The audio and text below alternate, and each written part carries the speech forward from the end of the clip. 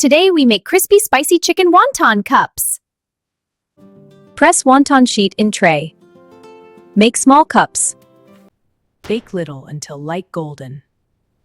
Now we make creamy chicken filling. Add cream cheese. Add cheddar cheese.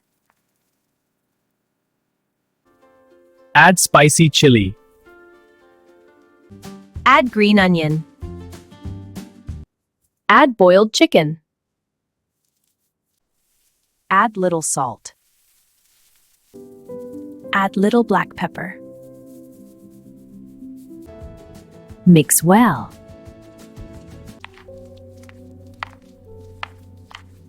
Fill the cups. Do not overfill.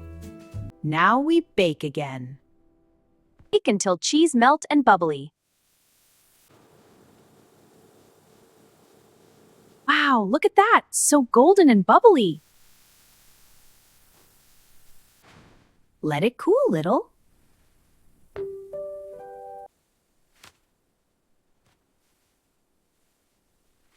Add little sauce, little mayonnaise.